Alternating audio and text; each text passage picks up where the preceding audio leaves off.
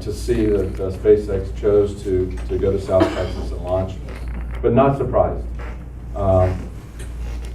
SpaceX desperately wants and needs a fully privatized launch facility. Space Florida is making an effort to create one in Shiloh, north of the Kennedy Space Center. But I think Elon Musk and SpaceX realized that that would not be ready. But that said, we didn't lose SpaceX. SpaceX just signed an agreement with NASA to launch the Falcon Heavy, a rocket with 27 motor rocket engines on the bottom, to launch that at 39A, what was formerly a shuttle and an Apollo 1 launch site. A huge win for the Space Coast.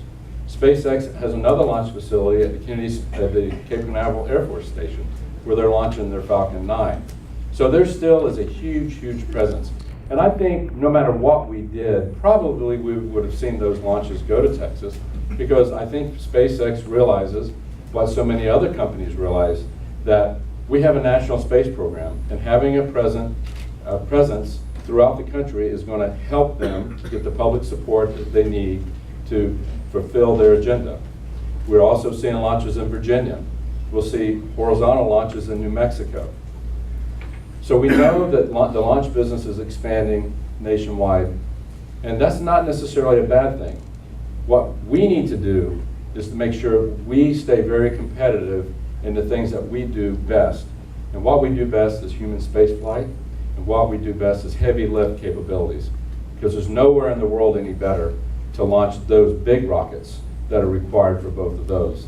So I'm committed to continue to work with Space Florida. We've had major wins, a major win with Falcon, with SpaceX. We've had a major win with the assembly of the Orion vehicle, the capsule that will go to Mars.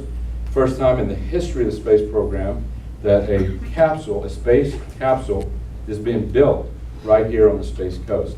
They always were built elsewhere, and they were checked out here.